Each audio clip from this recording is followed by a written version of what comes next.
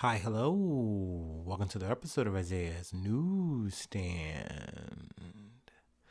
It's your host, Isaiah Edwards.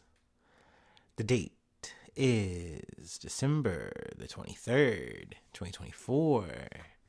Hopefully, this episode finds you well, in good spirits, and high hopes. As for me, I'm doing pretty good. Happy Christmas Eve.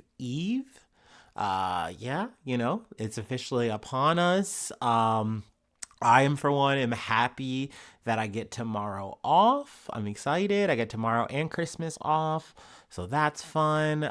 We are definitely back to being slow. I'm happy about that. Clap it up. It feels like we made it, y'all.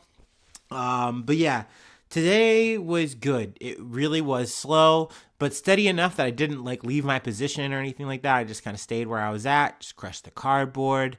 Yeah, it was nice. It was nice to actually be back, back with the new whip. It was good. It felt good. Of course, a couple people asked me about it. I told my tale, told my story. But yeah, work just kind of came and went. It definitely, I was like ready to go home pretty soon in, but overall it wasn't a bad shift or anything like that. Let's see, what else do I want to talk about on the personal tip. Um, let's see, food corner. We can go into food corner. Yeah, let's just go ahead and do food corner. I had sausage gravy. I don't know why I said it like that. Let me run it back. I got this gravy though, and it was really like the reason for the season because I wanted to do biscuits and gravy. But my biggest struggle, my biggest problem, because the last time I tried to do this, I tried to make the gravy from scratch. It did not work. I'm not good at it. I don't have the wrist. I know it's easy. Like everyone's described it as such an easy peasy thing to do, but like anytime I try to attempt it, it's too runny. It's not thick enough. It doesn't taste right. So, I've been trying to find a pre-made gravy that works for me, and it was kind of hard to find, but I found it. It was Purnell's, like old folks or old country, I think, sausage gravy, something to that effect. But I gotta say, pretty good stuff. I somehow managed to find a way to eat 8 biscuits. So that was fun. That was cute. I love that for me. With a side of fries and bacon. But with the bacon, I wound up like crunching it up and putting it in the gravy, and then putting that on the fries, putting that on the biscuits. It was great. It was yummy. Oh my gosh, it was such a little like good easy meal. I will say I felt terrible physically after the fact, but God help me, I'll do that again for sure. And I want to try the gravy because I still have a little bit of the gravy left. I want to try the gravy somewhere else in the future. So I'll keep you posted. There'll be a food corner in the future that'll be covered in gravy. Sorry, that was like literally all I could think about when I came to the food corner. I was just like, the gravy. You must tell them about the gravy. Anyway, let's go ahead and do our startup and we will get into some news. Hopefully that sounds good.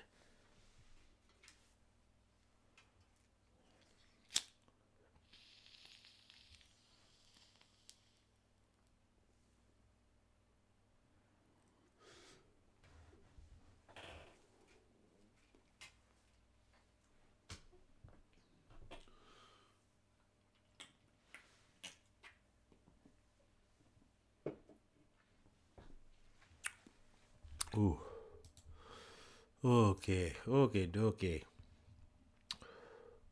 From the BBC, U.S. scraps $10 million bounty for arrest of Syria's new leader, Sharaa. The U.S. has scrapped a $10 million or 7.9 million pound reward for the arrest of Syria's de facto leader, Ahmed al-Sarraj, who is formerly known as Abu Muhammad al-Julani. Covered him a small amount before, following meetings between senior diplomats and representatives from Hayat Tahrir al-Sham, or HTS. Assistant Secretary of State Barbara Leaf said the discussion with Sharaa was very productive and he came across as pragmatic. The U.S. delegation arrived in the capital, Damascus, after HTS overthrew Bashar al-Assad's regime less than a fortnight ago. Washington still designates it as a terrorist group. But that being said, this is a big move, I feel like, for the U.S. in terms of like them making a diplomatic effort. Is it going to solve and fix everything? No. Am I fearful that this is still kind of a setup from, the U.S. to kind of say, hey, if you capitulate to what we want, then we will give you the aid. But you see, we can't give you the aid until you're not a terrorist organization. And it's like, okay, dude. Okay. But we'll see. I want to be optimistic about this shit. I know that there's a lot of moving fucking pieces here, and we don't know what tomorrow is going to look like. We kind of just are playing by ear. We're seeing how it goes. But I'm, like I said, I'm trying to look on the bright side as we close out the year. The spokesperson also said the officials were seeking further information on American citizens who disappeared under Assad's regime, including journalist Austin Tice, who was abducted in Damascus in 2012, and psychotherapist Maj Kamalaz,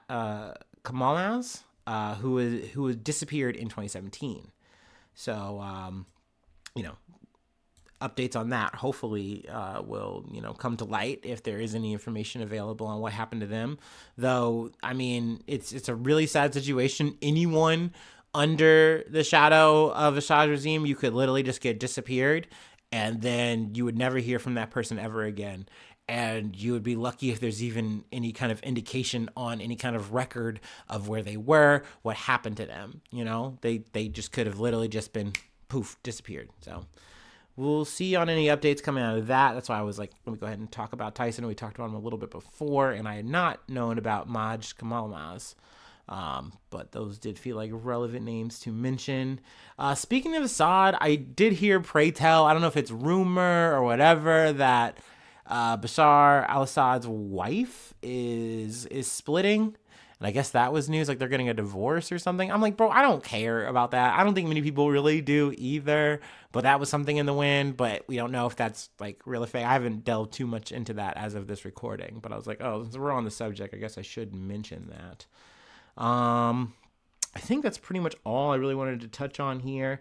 Like I said, it's relevant, but we will see what comes in the future in terms of relations between Syria and the U.S., between Syria and other rival factions in terms of like now the new government and, like I said, factions all around because there's a lot of them. And then not to mention other extenuating forces like Israel, who's literally more or less invaded. And it's like, yeah, we're doing our buffer zone, maybe plus, I don't know. We're doing a bunch of airstrikes and shit. Who knows? All for our defense. You got Iran, you got Turkey, who is an ally to Syria as of this point. But, all kinds of motherfuckers involved. Obviously, Russia, lots of fingers trying to get in the pie, stay in the pie, so to speak. But yeah, let's go ahead and move along. Speaking of U.S., but, we're going over to Australia. From The Guardian, Daniel Duggan to be extradited from Australia to U.S. over alleged training of Chinese fighter pilots. I can't imagine what a fire pilot would be. Would that be like a firefighter in like a plane? I don't know. I guess they have those, right? I don't know. Would you be I don't know. I'm sorry. An Australian pilot will be surrendered to the United States as early as next week after the federal government approved the extradition of the former U.S. Marine pilot to face charges over allegedly training Chinese fighter pilots. Daniel Duggan, who has been in maximum security prison in Australia for more than 2 years fighting his extradition, will be handed over to American authorities in the early part of 2025. In a statement, his family said they were devastated at the decision after the Attorney General Mark Dreyfus on Monday confirmed he had approved Duggan's extradition to the U.S. Acknowledging the public interest in this matter, I confirm that on December 19th, 2024, I determined under Section 22 of the Extradition Act of 1988 that Daniel Duggan should be extradited to the United States to face prosecution for the offenses of which he is accused, Dreyfus said in a statement. Oh, sorry. Scrolled out. Mr. Duggan was given the opportunity to provide representations as to why he should not be surrendered to the United States, and arriving at my decision, I took into consideration all material in front of me. The U.S. has sought extradition of Duggan, 55, on charges of arms trafficking and money laundering arising from his alleged training of Chinese fighter pilots more than a decade ago. The allegations have not been tested in court. The U.S. indictment alleges he taught Chinese fighter pilots to land jets on aircraft carriers known as carrier-assisted landings in defiance of arms trafficking laws. So, damn. I was like, yeah, like, did he deliver any weapons or whatever? It's like, no, but that in and of itself is enough, I guess, to ratchet up to trafficking. The indictment details payments Duggan allegedly received in 2011 and 2012 for training Chinese fighter pilots at a test flight academy based in South Africa with a presence in the People's Republic of China. The father of 6, whose children are aged between 6 and 18, are all Australian citizens, faces a potential 60-year prison term if convicted in the U.S. So yeah, I mean, this is, I guess, pretty shocking. At the same time, am I personally shocked? No. I do think it was an interesting play by Duggan to say, hey, I'm kind of in the thick of it. I'm in the stew. I'm going to renounce my, U.S. citizenship. I'm going to become Australian. I'm going to be full on that and let's live my life happily ever after. And it's like, I don't think it's going to be that easy for you, bro. Like, no, they know where you are. They're going to fucking get your number, brother. I don't know what to tell you. Australia is an ally to us. They are definitely in lockstep with us. So yeah, they're going to just send your ass on over. So yeah, I mean, is it unfortunate? I mean, I'm sure you could definitely say, some might say yes, totally. I definitely think that, once again, the description of what is being said to me doesn't seem that crazy. Like, if you just take out the whole political perspectives of who's allies, who's your enemies, quote unquote, whatever, like, he is essentially doing job training. He's teaching these people how to fly shit. We have cross training between, America and Israel, America and so many other motherfucking people and allies and shit. But because these are our enemies, quote unquote, that it's like, oh, well, what you did was very bad, and we're gonna throw you in jail for pretty much the rest of your fucking life if we can get you in there. So I mean, once again, that's par for the course. So I mean, this guy kind of knew what he was doing. That's the reason you're getting such a big paycheck. That's why it's like one of those things where it's like, I don't feel bad about it on either side of the thought, the conversation, whatever. Like, this kind of shit is going to be par for the course. There's always going to be a highest bidder to take this fucking thing so that, China can get what they want. So Russia can get what they want. So Iran, insert power here that you like or don't like. You're going to find a way to make it happen, sanctions or not. But then for the people who, choose to do this and take it on, it's like, well, you're not an idiot, dude. Like, you knew what you were getting into. Like, well, I have a family, blah, blah, blah. Yeah, man. And now they're, in for the ride. They're on the flight with you. I don't want to tell you, bro. Like, I don't know. So I guess that's the situation as it is. I imagine I'm going to try to stay up on this story and see what happens with Duggan. If he, maybe he can plead out or something. Maybe he gets a lesser sentence. I don't think he's gonna be able to wiggle out of this. I think fighting the extradition was kind of your last chance. It's like, hey, can I just stay here? Can y'all just chill on me, please? And they said, nah, you're leaving. You're out of here. But anyway, let's go ahead and move along. From NPR. Biden commutes sentences of 37 federal death row prisoners. I'm actually gonna take a quick water break. I drank a lot of coffee because I was tired, and that did not quench my thirst.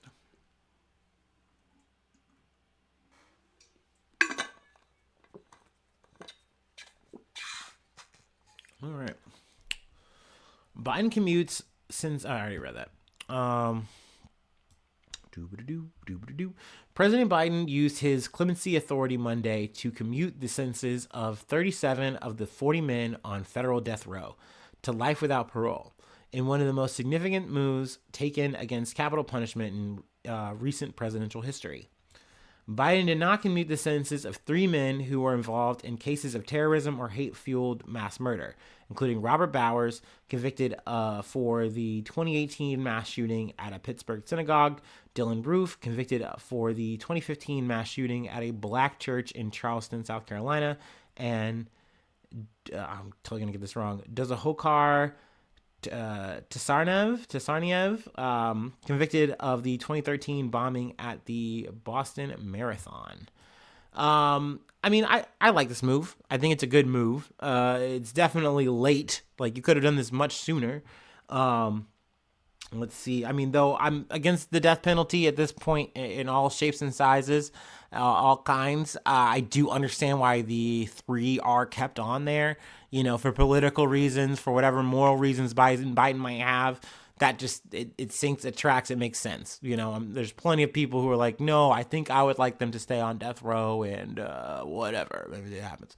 Biden says that a part of his reasoning for doing this was definitely because Trump's administration coming in and, knowing that Trump in the past, reinstated the death penalty, in the federal sense. So, we got right back to doing it. He's like, I want to do this gesture, to do the best I can, which I think it's bullshit. I definitely think it's bullshit because at the end of the day, he came in as part of his fucking campaign things that he was going to, get rid of the death penalty. We were going to see more shit like that. But instead, he just fucking withered and waddled around. He didn't do anything for this shit. And I wanted to kind of highlight just real quick, Marcellus Williams again. We've talked about him before, but he was executed in Missouri. And I'm like, dog, you could have saved him. You could have fucking stopped this shit. That was an execution that should not have happened, didn't need to happen, and you didn't step in then. So, this is a cool gesture. You love to see it, better late than never, so to speak. But, once again, it's just bullshit for a legacy. So, whatever he wants to call this shit. It's like, dude. And I was listening to the Daily Shit, and apparently he has the power to essentially make a 28th Amendment to, fully bestow equal rights to women, which is one of those things where I was like, damn, that's not a fucking thing. And it's like, you have the Equal Protection Act, sure, but you don't have it actually gendered for women to have this. And we had a whole amendment that, could be fully ratified or whatever, took some fucking time, but essentially, once again, to reference Trump, back then, he stopped it by the time it finally did. It took years. There was a certain deadline thing that it lapped over. And essentially they were using that as a loophole, so to speak. Some might say, no, that was just the legality of it all, even though we've definitely ratified amendments despite the lag time or whatever going over. They're like, no, you can't do this. We don't think this is actually constitutional. And Biden, yet again, sides the same way as a Trump administration and does nothing. And it's not just him, it's his whole team that are like this. So it's one of those things where, yet again, of course, on the way out, we're not done with this year and Biden's still here.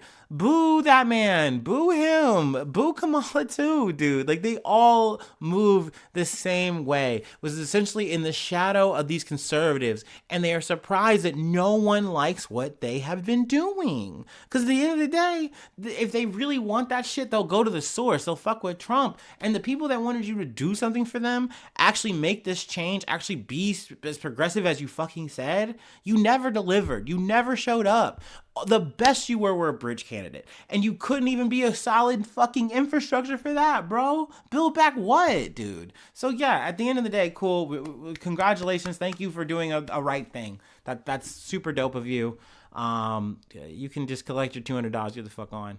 I was thinking this joke, man. I kind of want, when Trump comes in and everything's said and done, Biden just fades away, Endgame Part 1 style. He just turns into dust. I think that would be kind of fun. I think that would kind of just be a nice way to put a cherry on top of that whole thing. But yeah, let's go ahead and move on. We have one more thing I wanted to cover, and we will call it a day. It is an update on the Gaetz Gate, if you will. But yeah, let's go ahead and do our last break, and we will close it out.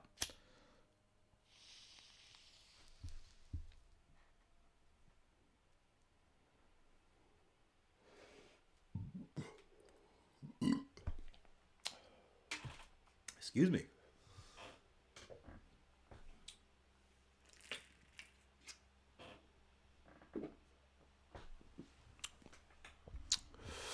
From CNN. House ethics report finds evidence Matt Gaetz paid for sex and drugs. So we'll just kind of hit the the highlights. The House Ethics Committee found evidence that former Representative Matt Gaetz paid tens of thousands of dollars to women for sex or drugs on at least 20 occasions, including paying a 17-year-old girl for sex in 2017. According to a final draft of the panel's report on the Florida Republican released Monday. They do have the full report here. We're not going to get into the actual guts. Just wanted to hit the highlights. Now, Gaetz had filed an unsuccessful last-ditch lawsuit to halt the release of the report, which concludes a year-long probe into allegations against the former representative. Gaetz has denied all allegations. Now, that's initially what I was going to come in to cover, but apparently the report just dropped on Monday, and once reporters and shit got their hands on it, it was a wrap. And even Gaetz is like, all right, I'll just say this is mute. It doesn't matter. And they're like, okay, that's fine. So essentially, it's out now. You do have the confirmation of all the gory details, some of which we have talked about previously. That's why I don't want to reignite the ick, if you will. But yeah, this dude is a fucking piece of shit. And now that his quote unquote political career is over, he's going to continue it, segue it, and I think it's One American News or whatever the fuck, own or one of these alt-right, it's Fox but worse style networks.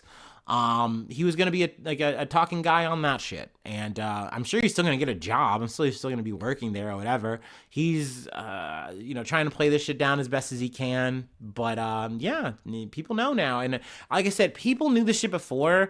To me, it didn't really matter. I think it's vindication for anyone who was involved in it and who said their truth, said their story. It's yeah, that's what we said. That's on record. There you go. But we all knew about this shit, not as it was happening. Maybe some people did and reported on it, and eventually that trickled down and out. But, we knew this guy was a fucking menace. And, that's why I get annoyed with the idea of, oh, well, Trump didn't know when he, put him on for attorney general or whatever. It's no, he knew enough.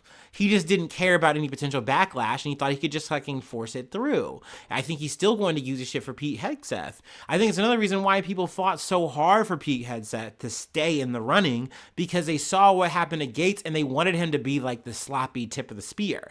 They wanted him to be if he can get through, then everyone else can definitely get through. And when this, when Gaetz dropped out of the running, I'm going to put that in quotations, even though that's what he said. He was I'm good. I'm done now. I think that was a bit of a warning, a bit of a fear for people in the Trump camp, in the Trump orbit, the fans, the stands, to be oh, for each and every one of these other psychos in the cabinet, we have to defend them to the hilt. We have to fight as hard as we can. They have to fight as hard as they can, because we can't let this image be oh, Trump's gonna keep giving inches to any of this woke bullshit, which is these people being monsters and us being this is gross and disturbing. They shouldn't be in any kind of power. They shouldn't be in a cabinet. Yeah, that mind virus. Ugh. But yeah, I mean, I'm glad that this guy's shit is out in the open. And for any fucking naysayer to be oh, yeah, well, now you have at least a whole fucking committee, that definitely has Republicans and shit in it, to be hey, we got this shit on wax. We did, get these testimonies and all this kind of shit. I mean, there's no legal power in it or anything like that, but once again, I think this is all image, and I think for Gaetz, he really wanted to keep ahead of this shit, and that's why he, once he got the nomination, he's oh yeah, I'm quitting Congress. I'm good. I'm done. Bye. See you later. He didn't have to do that. He chose to do that because he knew that the Ethics Committee wouldn't run this story. And they said, you know what? Even though this is technically something we usually don't do, we can do it, and we're going to do it. And I think that also goes to show, yeah, there's solidarity, there's loyalty amongst all these assholes, these fucking villains and ne'er-do-wells. But also there is a level of infighting. Gosh, I'm forgetting the fucking Senator McCarthy.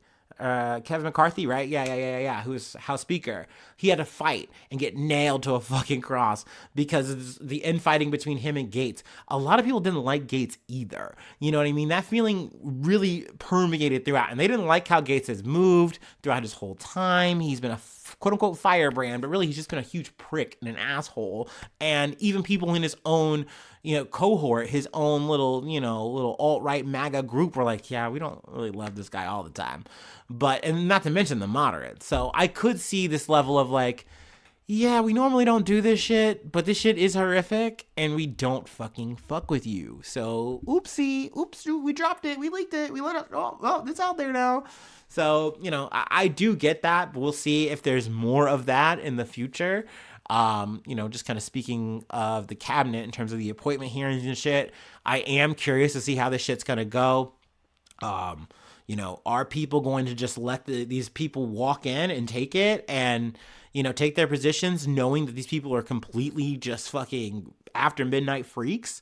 Or is there going to be some opposition? Are there going to be some hard questions that they actually have to answer? Who knows? We shall see.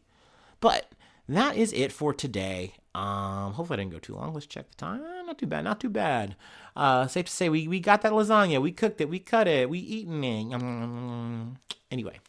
That'll be it. If you'd like to help out, support the effort, I do have a Patreon. Patreon.com/news. Become a newsie today. That's a gift that keeps on giving, by the way. You're a newsie for as long as you're subscribed, and I'll always remember you as such. That's dope. That's cool.